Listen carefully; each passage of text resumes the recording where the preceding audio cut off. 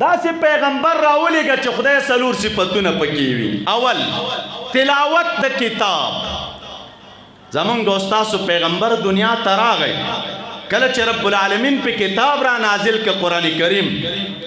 د دغه قرآن کریم تلاوت رسول الله صلی الله علیه وسلم خپلو ملګرو ته په احسنه طریقه باندې کړی او په داسې طریقې کړی چې په امت کې د هغې تلاوت نمونه څوک نشي پیش کولی چې نبی علیه السلام قرآن کریم خپلو صحابه کرامو ته په کوم انداز کې لوستلی دی.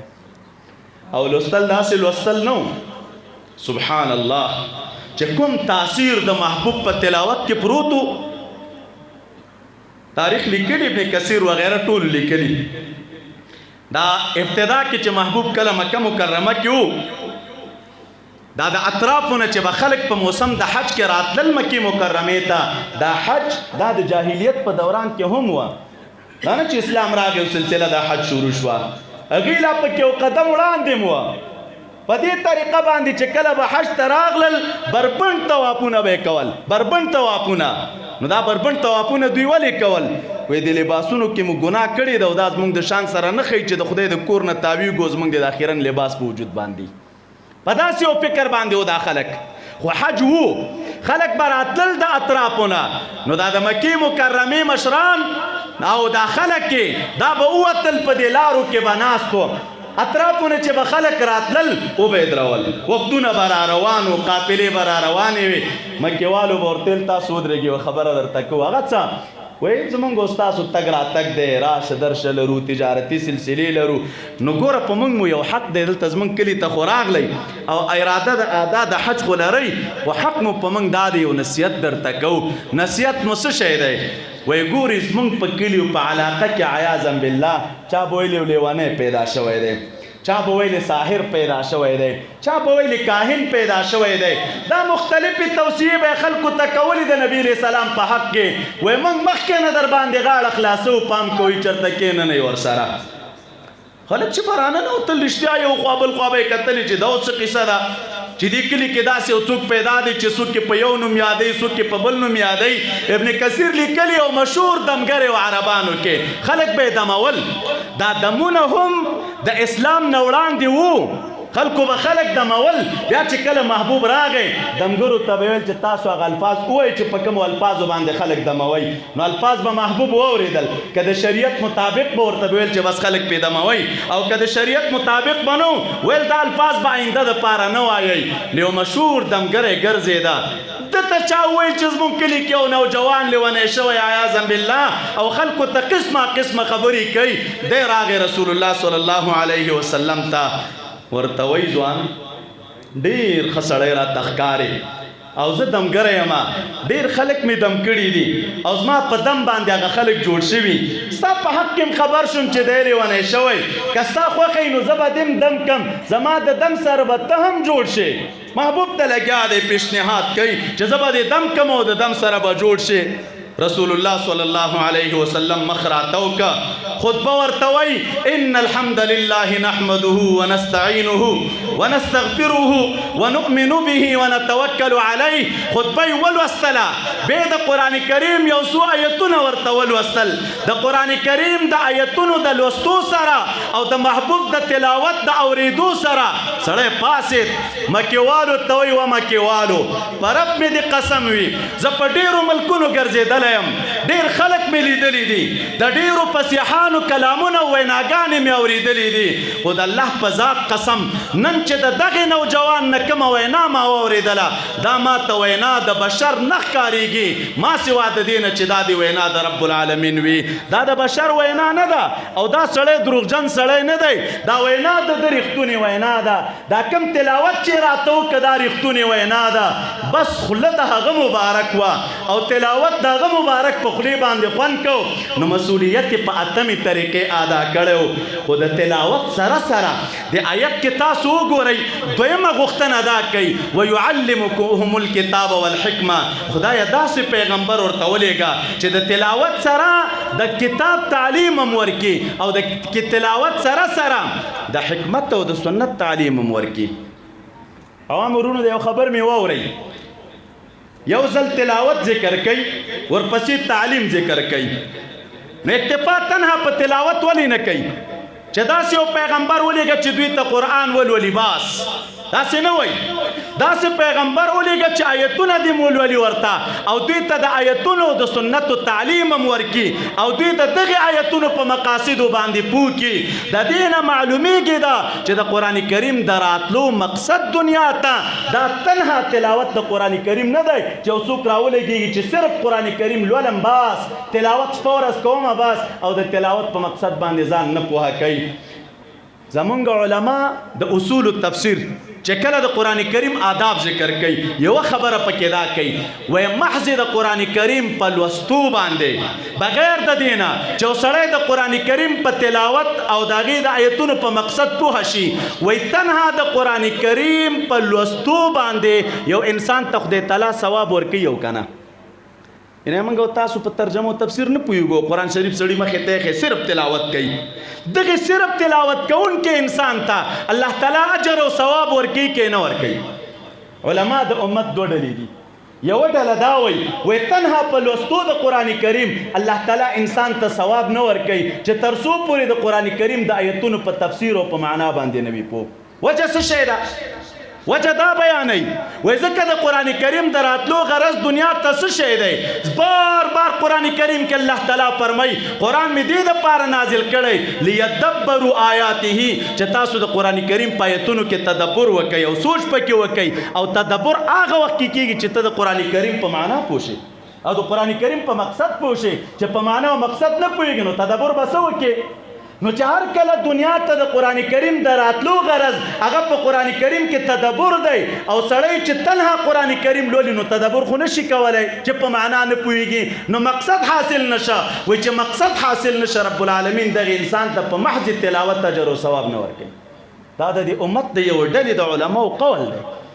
او دویمه ډله په دې عقیده ده وایي نه قرآن کریم په معنا پوهېږي او که نه پوهېږي خو که دې ولوسته نو رب العالمین اجر او ثواب درکوي او دلیل د دوی څه شی دی حدیث مبارک کې راځي من قرأ حرفا من کتاب الله تعالی چا چې د قرآن کریم یو حرف هم ولوسته الله تعالی ورته 10 نیکۍ ورکوي نو یو حرف لوستل راغلی دي چې یو حرف دې ولوسته 10 نیکۍ شته بیا محبوب صحابه کرامو ته وایي تاسو ته زه دا نه وایم چې الف لام میم یو حرف دی الف ځان ته حرف دی لام ځان ته حرف دی میم ځان ته حرف دی نو د یو الف لام میم په لوستلو باندې رب العالمین 10 نیکۍ درته درکوي وایي دې له دا معلومیږي چې په نفس تلاوت هم اجر شته دی ځکه راغله من قرأ حرفا من کتاب الله تعالی اوس کوي څه شی دا څوک چې وایي چې ثواب پې نشته خو هغه خو هم علما دي او چې دا څوک وایي ثواب پې شته نو دوی خو هم علما دي او موږ او تاسو خو اهل سنت یو زمونږ او ستاسو معمول د علماء کرامو بې عزتي او سپکاوی نه دی چې د یو عالم خبره مخې ته راغله او وایي چې زه دې سړي خبره غلطه کړې ده نه موږ به د هغې قول ته او توجیه ګورو مقصد به بیانو تطبیق به کوو د علماو د اقوالو ترمنځ علماو یې مختلف تطبیقونه کړي یو تطبیق دا کوي وایي دا څوک چې قرآن کریم لولي دا په 2 قسمه دي دا محض تلاوت والا یو هغه څوک دی چې تلاوت زده که خو اراده د دې لري چې اوس مې تلاوت زده که دې نه بعد تفسیر زده کوم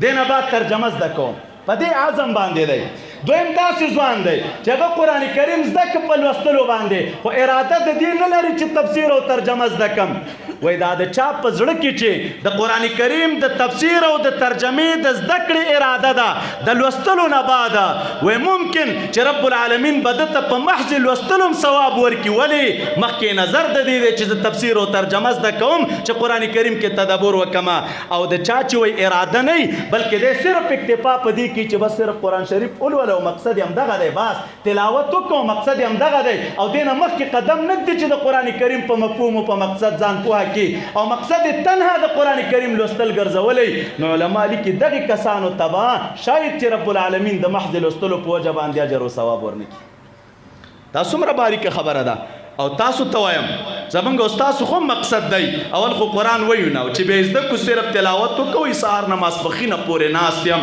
او 15 سپارې مې ولوستلې او بیا ماسپخین چې مې مونځ وکړې تر مازدیګره ناستم او څلور مې نورې ولوستلې او چې مې ماسخوتن مونځ وکړه نو بیا مې لس سپارې ولوستلې او په 3 ورځو کې مې قرآن شریف ختم کا. نو کار دې د ستاینې وړ دی، خو لیکن دا یو ورځ کې چې 10 سپارې وای دا 10 سپارې د یوې ورځې د لوستلو پرېږده، دا 15 سپارې چې وای دا پرېږده، راشه د دغې 15 سپارو په ځای باندې 2 آیته تفسیر او ترجمه زده کړه، 3 آیته تفسیر او ترجمه زده کړه، 1 رکوع تفسیر او ترجمه زده کړه. رب العالمین به د دغه علماو د اختلاف نه وباسي، الله تعالی به د کاملو عالمانو د عبادت اجر او ثواب درته درکړي.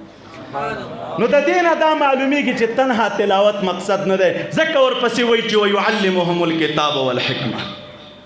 کتاب هم لولي، د هغې تعلیم به م ورکوي، د حکمت تعلیم به م ورکوي، او دا مقصد هم رسول الله صلی الله علیه وسلم په 8مې طریقې باندې پوره که، تعلیم د کتاب ورکو، تعلیم د حکمت ورکو. سبحان الله، د تعلیم طریقې څه شی وه چې دا زما ستا خوږ پیغمبر تعلیم د کتاب او د سنت خلکو ته ورکو. یو خبر را یاده شو د اسنا کې او د منځ کې درته وایم، د تعلیم طریقه به یې دا وه، مبارک به د خلکو په منځ کې همداسې ناستو، ابتدا کې دی به هم ناستو، ملګري به هم تېنه ګیر چاپېره ناستو، خبرې به ورته کولې، کله به ملګرو پوښتنې کولې، دوی به جوابات ورکول. خو د رسول الله صلی الله علیه وسلم ملګرو د ډېر ادب د وجې نه ډېرې پوښتنې نبي علیه السلام نه دي کړي. غالبا سوار لځای قرآن کریم کې صرف دومره ذکر ده چې یسألونک، باقی ډېرې پوښتنې صحابه کرامو نه دي کړي. د همدې وجې نه صحابه کرام وایي موږ به دې ته ډېر خوشحالېدلو چې هوښیار بانډه چې راشي او د نبي علیه السلام سره مجلس وکړي او دی د نبي علیه السلام نه پوښتنې وکړي، وایي د دې هوښیار بانډه چې راتلو ته به موږ خوشحالېدو چې هغوی به د نبي علیه السلام سره خبرې کولې او نبي علیه السلام به جوابونه ورکول او موږ به زده کړه کوله. خو بنا په دې باندې کله به پوښتنه وه او کله به نبي علیه السلام داسې دوی ته ښودنه کوله، بس په یوه ځای باندې او په یو ځای کې به سره ناست. مدینه منورې ته چې کله محبوب لاړ، صحابه کرام غوښتنه کوي د الله نبي که ستا خوښوي، بیرون نه وفدونه راځي، خلک راځي ستاسو د ملاقات لپاره، تاسو ته به لږ لوړ ځای جوړ کړو چې تاسې په لوړ ځای ناست یئ نو دا بیرونی خلک به راځي نو پیژني به تاسو لره چې دغه دی دا نبي علیه السلام دی. نبي علیه السلام اجازت ورکړه ورته وایي ټیک ده لوړ ځای راته جوړ کړئ. علامه قرطبي لیکلي لوړ ځای ورته جوړ کړه، بیا به نیم صحابه کرام یو طرف ناستو، نیم صحابه کرام به بل طرف ناستو، منځ به خالي پرېښې وه، خلک به راتلل د رسول الله صلی الله علیه وسلم سره به ملاقاتونه کول. نو چې دوی به راننوتل او نبي علیه السلام به ولیده چې دوی لوړ ناست دی نو خپله به یې ځان سره ویل چې دا رسول الله صلی الله علیه وسلم دی. په دې اساس باندې صحابه کرامو نبی علیه السلام د پاره لوړ ځای منتخب کا. خو دوستانو تاسو راشئ، علت صحابه کرام دا ګرځي چې خلک راشي او بیا په دې کې چې دی اوس نبی علیه السلام کوم یو دی چې موږ ورسره خبرې وکړو نو تا ته به لوړ ځای جوړ کړو. ولې موږ او تاسو خو د علماو نه دا ورو په شمایلو کې چې د نبی علیه السلام مخ مبارک د لمر په شان پړقېده، مخ مبارک د سپوږمۍ په شان پړقېده، نبی علیہ السلام وجود مبارک کلا لرودله، زینت لروده، د هر یو اندام بیل بیل خایستو او دغسې خایستو د مبارک د وجوده چې په دغه کچه باندې خایست رب العالمین بل چاته نه ورکړی. نو چې نه ورکړی نو دومره ښایسته انسان چې په یو مجلس کې ناست نو هغه خو د خپلې ښکلا نه هم خلک پیژني. نو چې پیژني نو د صحابه کرامو دې وینا ته څه ضرورت و چې تا ته به موږ لوړ ځای جوړ کړو. و دې دپاره غواړي چې لوړ ځای به درته جوړ کړو چې خلک مو وپېژني. نو دا نبي علیه السلام په دې خپله ښکلا خلکو نه پېژنده. یاد ولرئ دوستانو، باریکي واورئ، دې کې هېڅ شک نشته چې نبي علیه السلام دومره ښایسته و لکه څومره چې دا علماو موږ ته ذکر کړی هغه ذکر هم د دوی د استعدادونو مطابق دی. باقي د ده مبارک ښکلا د هغې نه هم پسې ډېره وه. ښه نو ته وایي چې نو خلکو ولې نه پېژنده؟ دا د نه پېژندو یو نکته درته ووایم.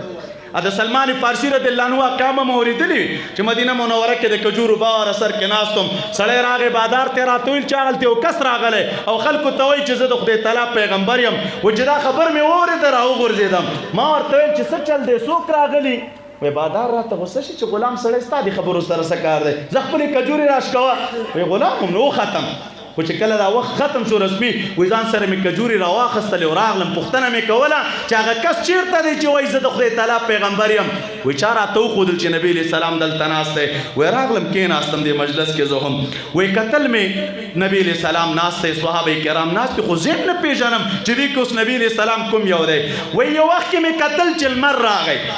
د دې لمر د راتلو سره وای ابوبکر صدیق رضی الله عنه پاسېده او ته د رسول الله صلی الله علیه وسلم د سر مبارک د پاسه سوری وکړه وای چې سوری وکړه نو د دې نه وای ما معلومه کړله چې دا خادم دی او دا مخدوم دی دا چې څوک ناست دی دا نبي علیه السلام دی او دا چې په سر سوری وکړه نو دا صحابي مبارک دی وای د دې نه ما ته اندازه ولګېدله کنې دې مبارک وای ما هم دا نه پېژنده چې اوس دې کې نبي علیه السلام کوم یو دی او دې کې صحابي مبارک کوم یو دی ولې دلته اوس د ښکلا ښکاره نه وه ښکلا یې ښکاره وه زینت یې ښکاره و خو یاد ولرئ دوستانو دومره باطني کمال ورته رب العالمین ورکړی و چې د ده مبارک سره د چا نسبت راغلی و او څوک ورسره ناست و چا یې په لاس تلموز او شاګردي کړې وه او څوک د ده مبارک د سینې نه فیضیابه شوي وه د هغه مبارک د سینې د فیض او د برکت د وجې نه الله تعالی دا د هغوی شکلونه او رنګونه هم دغسې ګرځولي وه لکه د رسول الله صلی الله علیه وسلم دا همدې وجې نه به چا تفکیک نشو کولی چې دوی کې اوس نبي علیه السلام کوم یو دی دا ټول ښایسته ناست ورسره دا څوک چې ملګري وو د ده مبارک د ښکلا د وجې نه هغوی هم ښایسته شوي وه نو په دغې اساس و بنیاد باندې چې به ناشنا خلک راغلل دوی به دا فرق نشو کولی چې دوی کې نبي علیه السلام کوم یو دی او دا یاد ولرئ د کامل شیخ او د کامل وارث د رسول الله صلی الله علیه وسلم د هغه علامه هم دا وي چې د هغه سره د چا واسطه او تعلق وي تاسو ورته وګورئ ته وایئ چې دا د اوس ټول د یوې کارخانې نه راباسلي دي او که نوی سړی راشي او مخونو ته ګوري نوی سړی دا به په دې نه وي پوه چې بیا یو خو ځان ته چې مشایخو ته ځان ته ځای جوړ کړی ته دا مشایخو کې دې منځ کې کېنوه نوی سړی چې راشي نو کله به یو ته ګوري چې دا دی کله به بل ته ګوري چې دا دی کله به بل ته ګوري چې دا دی کله به بل ته ګوري چې دا دی او دا ولې اساس او بنیاد دا دی چې دا د اولیاء کرامو سینې دې کې رب العالمین دومره کمال اچولی چې هغه ناسته کوونکي انسانان ورسره هم رب العالمین د دوی د شکلونو په شان ګرځولي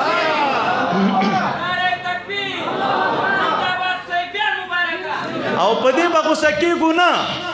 او کینه کې به هم نه راځو بس دومره به وایو چې ذلک فضل الله یؤتیه من یشاء د رب العالمین فضل دی دا چې چا ته وغواړي الله تعالی هغې ته ورکوي په دې اساس و بنیاد باندې یو وخت کې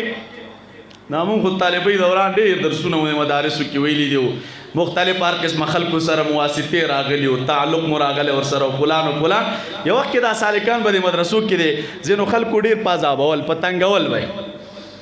نو بیا به چې دی د نورو ملګرو یو بل ته توصیه کوي تاسو مدرسو ته ځئ دا خپل شکل او هیئت لږ بدل کړي او دا پټکي خپل لږ بدل کړي او دا شکل مو سره بدل کړي خولۍ په سر کې او عام عادي حالت کې سره لاړ شئ او د مدرسو کې درسونه ووایئ دا ډېرې په موږ تېرې دي ما به د ملګرو ته ویلې مالې دا خو لباس دی چې د دوی په تن باندې دی تاسو د رب العالمین په ذات یقین وکئ که دا لباس ته نه لرې کړي او د دوی په ځای ورته احرام واغوندئ چې بیخي د دې خلکو د لباس نه بدلي او دا پټکۍ ته نه لرې کړي او سرتور سر یو مجلس ته ولېږئ خو هغه الهي نور داسې وي چې هغه په دغې شیانو باندې بدلېږي نه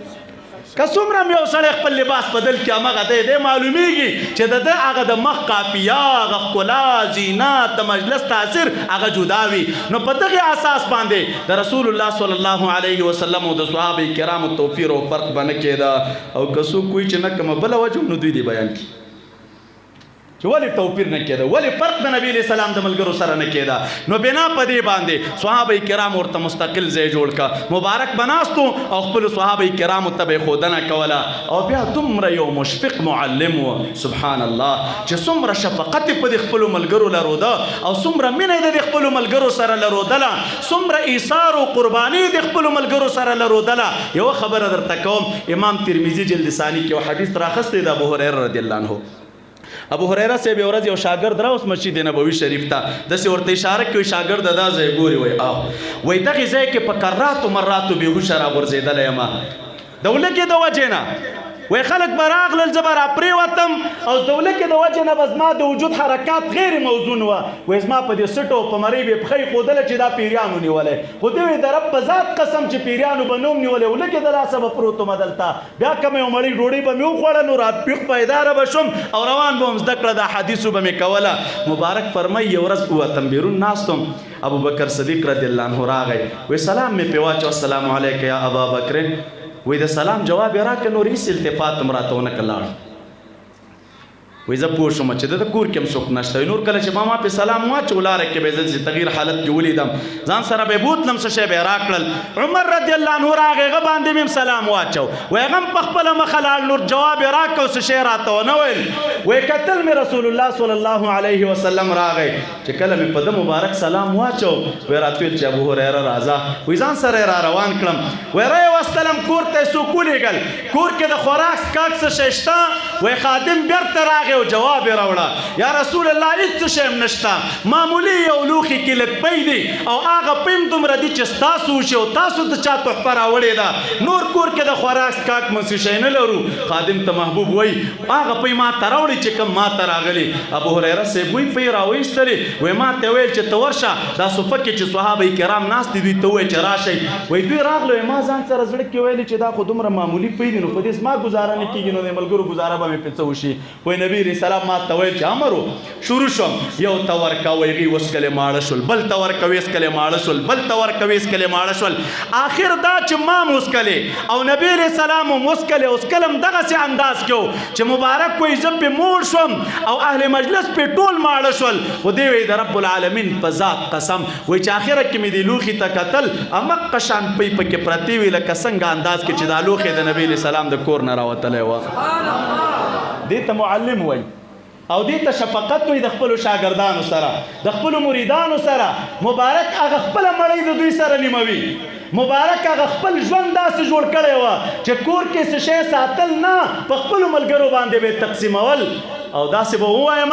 چې الله تعالی دې زمونږ د مشایخو په عمرونو کې برکت واچوي تاسو که د حضرت مبارک صاحب رحمت الله علیه معمولات وګورئ چې ده دا د خپلو علماو د مریدینو تربیت سره کم کړی و د لکونو لکونو روپۍ کتابونه علماو ته اخیستي مساجد یې د شلو نه بره په خپل ژوند جوړ کړي دي فقرا او مساکین به ور او به غوښتل قرضدار یې نه څه حاجت خو نه لري ضرورت خو نه لري نو دا د هغې کامل مربي علامه وي او د کامل مرشد علامه وي نو په دغې طریقه باندې نبي علیه السلام د خپلو ملګرو تربیت کوله او بیا د تعلیم ډېر اړخونه یې دي ډېر اړخونه خو دا مې یوه نمونه درته وویله څلورمه مرتبه کې د محبوب کار تزکیه وه یوه خبره مې په غور بله واورئ تلاوت د کتاب هم ختم تعلیم د کتاب هم ورپسې تعلیم د سنت چې احادیث د نبي علیه السلام دي دا حکمت د محبوب احادیثو ته ویلی کېږي د قرآن کریم شرحه ده څلورمه مرتبه کې تزکیه ده دا تزکیه ځان ته مستقله ولې ذکر کوي چې ویزکیهم معلومیږي دا چې دا تزکیه ځان ته یو شق دی او ځان ته یو بل اړخ دی چې رسول الله صلی الله علیه وسلم د خپلو ملګرو د باطن تزکیه کړې وه او د باطن صفایي کړې وه او دا تزکیه د ملګرو د باطن او دا صفایي د ملګرو د باطن په کوم کیفیت باندې کوله دا په هغه طریقه چې رب العالمین دته کم باطني قوت ورکړی او باطني تصرف او توجه یې ورته ورکړې وه په هغه توجه تصرف په واسطه باندې چې چاته به وکتل په یو ځل کتلو باندې به ورته د زړه حال بدل کا او په یو ځل کتلو باندې به د رب العالمین عاشق او محب وګرځوه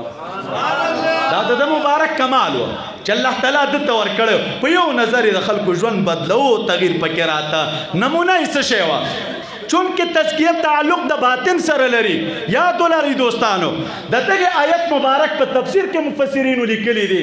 وایي دا اوامر چې دا بنده په مکلف دی یعنی مونږ او تاسو چې په مکلف یو دا په غټه کې په دوه قسمه دي یو هغه دی چې تعلق د ظاهر بدن سره دی یو هغه دی چې تعلق د باطن بدن سره دی کوم چې تعلق د ظاهر بدن سره لري بیا دوه قسمه دي اوامر دي او نواهی دي کوم چې تعلق د باطن سره لري هغه هم دوه قسمه دي اوامر دي او نواهی دي دا دوه قسمه مونږ او تاسو په مکلف یو ظاهر بدن سره مونږ او تاسو اوامر هم شته او نواهی هم شته غلا مکه منه ده منځو کا د نمونې دي دا د ظاهر بدن سره تعلق لري باطن سره چې تعلق لري حسد او کینه مه کوه منه یو محبت وکړه د خلکو سره مامور یې ورباندې داسې ډېر امثالې دي خو لیکن چې دا دوه قسمه دي دا مامورات او دا موږ او تاسې چې پې مکلف یو نو علماو لیکلي دي په دې دواړو کې چې ډېر اهمیت حاصل دی هغه احکامو ته حاصل دی چې د کم تعلق د انسان د باطن سره دی او د انسان د قلب سره دی دا ظاهري احکام دا مهم دي خو ډېر اهم هغه دي چې تعلق د باطن سره دی او نمونه یې څه شی ده نبي علیه السلام نه دي فرمایلي چې ان الله لا ينظر الى صوركم واموالكم رب العالمین مو صورت ته نه ګوري رب العالمین مو اموالو ته نه ګوري ولکن ينظر الى قلوبكم واعمالكم زړونو ته مو ګوري اعمالو ته مو ګوري د بخاري صحیح حدیث ته محبوب فرمایي چې الا ان فی الجسد لمضغه خبردار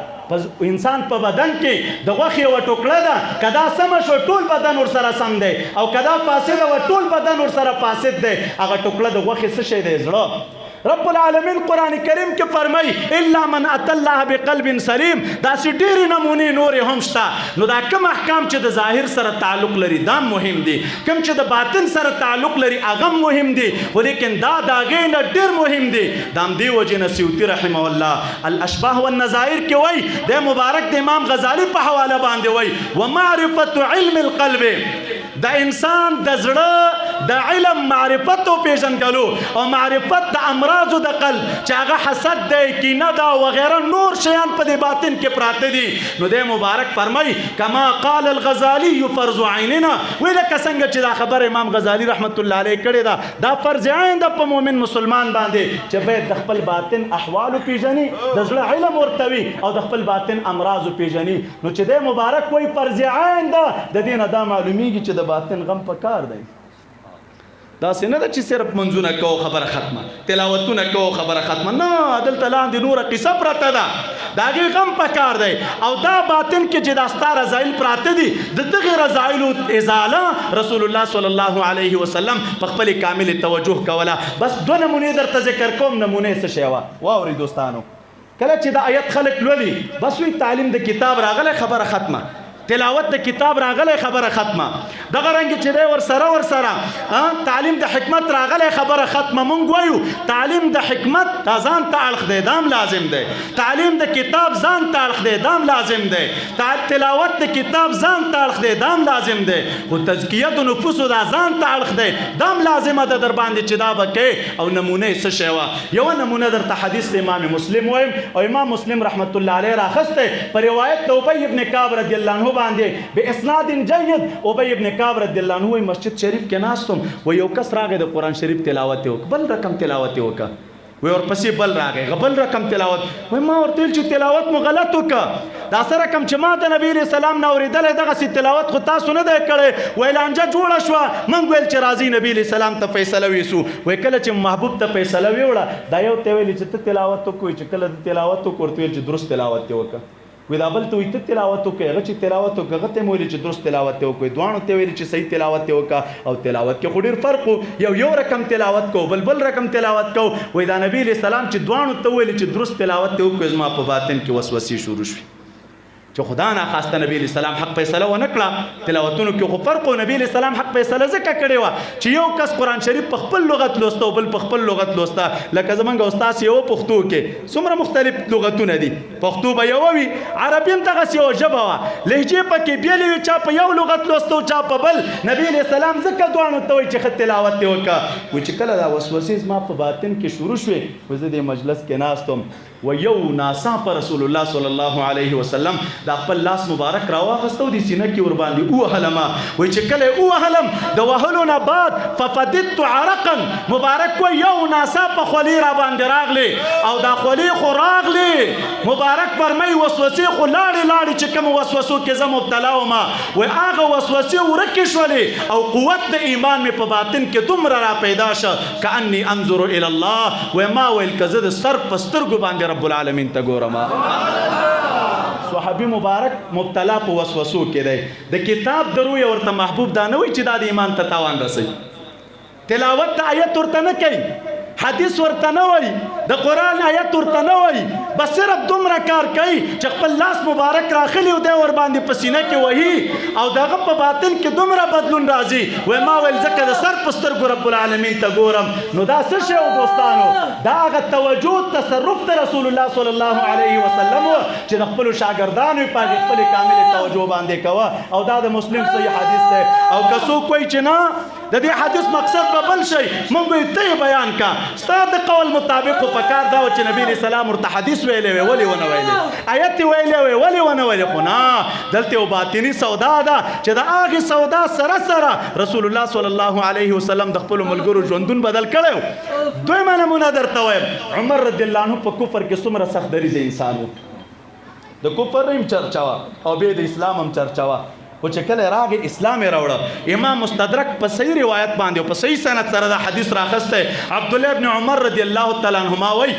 خپل زوی وایي دی وایي کله چې زما پلار ایمان راوړه وایي د ایمان د راوړلو په دوران کې رسول الله صلی الله علیه وسلم 3 کرتې زما د پلار په سینه کې ووهه یو ځلې ووهه بیا یې ووهه او په آخره کې ورته دعا کوي اللهم اخرج ما فی صدر عمر من غل وابدله ایمان. اے ربا د دې عمر رضی الله عنه په سینه کې چې اکم کوګواله حق ته پروت دی هغه وباسا وابدله ایمانا او د هغې کوګوالي په ځای باندې د په زړه کې چې دی ایمان راوله او ایمان د هغې په بدل کې راوله. ایمان عمر رضی الله عنه راوړي احکام ورته محبوب وایي خو د احکامو د ویلو سره یو ځل نه 3 ځلې په سینه کې وهي دا 3 ځلې عمر رضی الله عنه په سینه کې ولې وهه دې کې راز څه وه خو بس په خوله به یې ورته تلاوت ته آیتونو کړی په خوله به ورته حدیث ویلي وه دا چې 3 ځله په سینه کې وهي معلومیږي دا چې دلته یو باطني سودا شته او د دغې باطني سودا دپاره د باطن سترګې پکار دي.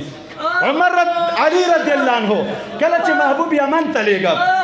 ګوره علي رضی الله عنه د څومره لوی منصب سړی دی محبوب فرمایي انا مدینة العلم وعلي بابها یمن ته محبوب لیږي او ورته وایي چې ای علي رضی الله عنه یمن ته دې به طور قاضي لیږم زه به ته د هغې خلکو قاضي مبارک مخ راته وکړه. محبوب ته فرمایي انک لترسلني الى اهل یمن وانا رجل شاب محبوبه ته خو ما د یمن خلکو ته لیږې او زه ځوان سړی یم لا ادري ما القضا په دې اوس پوهېږم نه چې قضا سره کم ده قضا مې دې نه مخکې نه ده کړې فیصلې مې د خلکو په منځ کې نه دي کړې او د یمن غوندې علاقې ته مې لیږي چې د هغې خلکو په منځ کې به ته قاضي شې. محبوب ورته چل کوي یوه خبره ورته دا کې ای علي کله چې لاړې یمن ته فیصلې چې د خلکو په منځ کې کوې نو کله چې یو جانب درته راغی خپله کیسې درته وکړله ته به سمدس فیصله نه کوې چې تر څو پورې هغه بل اړخ درته خبره نه وي کړي. کله چې د دواړو خبره واورېدله بیا به فیصله د خلکو په منځ کې کوې خو د دې نه وړاندې رسول الله صلی الله علیه وسلم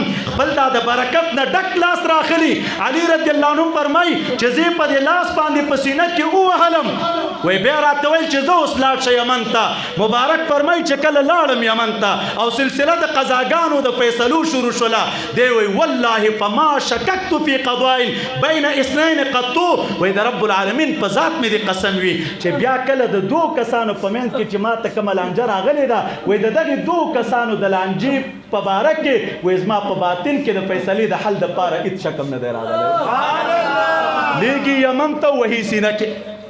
لیږي یمن ته ورته وایي چې زه سینه کې ووه هلته فیصلې کوه. دا سینه وهلو کې څه کمال وه چې رسول الله صلی الله علیه وسلم یې سینه کې وایي دا خو موقع د تعلیم ده موقع د انتخاب ده سفیر او د استازي ده د خپل لور یوې علاقې ته په سینه کې وهي نور قواعد ورته نه وایي نور آیتونه ورته نه لولي احادیث ورته نه لولي دا هغه خاص توجه د رسول الله صلی الله علیه وسلم وه چې دی مبارک ته یې کوي او بیا یمن ته لیږي چې لاړ شه د خلکو په منځ کې قاضي شه. او بله نمونه درته وایم امام بخاري تقریبا متعددو ځایونو کې دا روایت راخستی. جریر رضی الله عنه یو صحابي دی یو وخت کې د خانه کعبې په خلاف خلکو یو کوټه جوړه کړله او هغې ته به یې چې دی طوافونه یې تېنه کول خلکو ته به ویل چې خانه کعبې ته مه ځئ همدې ځای نه طوافونه کوئ هلته څه ضرورت دی. محبوب چې خبر شه سخت پرې ودرېده صحابه کرامو ته وایي چې دې کوټې نه به مې څوک خلاص کړي. جریر رضی الله عنه چې دی د حمص قبیلې یو کس وه محبوب ته وایي یا رسول الله زه به دې خلاص کړم دا خو اسانه خبره ده. یو روایت کې راځي چې کله دې کور ته لاړ ځان سره فکر کوي چې دا خو غیزې ته تلل دي هلته کوټه ده او بیا ورانول دي په اوښ باندې خو مزل نه کېږي چې زه هلته لاړ شم په اس باندې به ځې ځان سره به ملګري بیایي او زه په اس باندې کېناستی نه شم. طریقه حدیث کې راځي چې انی لا اثبت علی الخیل نشم کېناستلی پاس باندې چې تلی وی ولته مې غذا کړې وی بیرته راغلی طبیعت مې وی ډېر زیات خراب و راغلم محبوب ته مې شکایت وکړ چې یا رسول الله ما خو تاسو سره لوز وکړه چې زه هغه کوټه زه ورانوم خو زه په اس نشم کېناستلی په مشکل اخته یم رسول الله صلی الله علیه وسلم حدیث د بخاری دی جریر رضی الله عنه فرمایي فضرب فی صدری رسول الله صلی الله علیه وسلم لاس مبارک را واخسته او سینه کې ورباندې ووهلم او بیا دعا کوي چې اللهم اجعله هادیا مهدیا واثبته علی الخيل ای الها دې هادي وګرځوه مهدي وګرځوه او په اس باندې کلک کا جریر رضی الله عنه فرمایي امغه د محبوب دعا وا او د محبوب برکتی لاس وا چې زه په سینه کې په وهلم وی لاړم کوټه مړنګ کړله غزوه مو وکړله واپس راغله نبی علیہ السلام ته فرمایي د الله نبی د هغې کمې کوټې د ړنګولو دپاره چې دې لېږلي هغه مو داسې پرېښودله لکه په شان د پمن اوښه اوس فکر وکړئ دوستانو یو څوک چې په اس نشي کېناستلی هغه ته د اس ناسته نه زده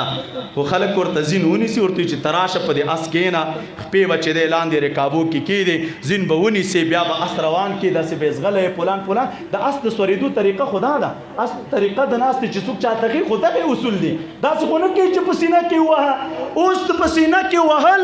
او بیا د اس سورلي د دې دواړو په خپلو کې سره څه مناسبت دی چې هغه شکایت د دې کوي چې په اس نشم دی او نبی علیہ السلام په سینه کې وਹੀ بل شی نه و بلکې دا خاص توجه د رسول الله صلی الله علیه وسلم وا چې جریر رضی الله عنه ته وکړه رب العالمین پکې د دې استقامت او د دې استعداد را پیدا کړ چې په اس باندې کېناسته دا د محبوب د تزکیه طریقه وا دا نن د مریدان چې د مشایخ تناستي یا څوک په سینه کې وਹੀ یا چاته ګوري یا چاته توجه کوي دا بل څه نه دي دا هغه څه دي چې موږ او تاسو ته د خوب پیغمبر محمد عربي صلی الله علیه وسلم نه راپاتې دي داسې په لسګونو نمونې دا فی الحال زما په دې قاصر ذهن کې شته چې نبی علیہ السلام د خپلو ملګرو تربیت په کومه طریقه باندې کړی او د غیر روزنې په کوم تربیت طریقه باندې کړی وه نو دا هغه ځان ته بل اړخو چې دې ته اړخ د تزکیې ویلی کېږي رب العالمین دی د دې دواړو اړخونو نه چې هغه تعلیم د کتابو تلاوت د کتابو تعلیم د حکمتو او تزکیت نفوس وه د دغې بهترینو مشایخو په برکت باندې موږ برخمن کړي السلام علیکم ورحمة الله وبرکاته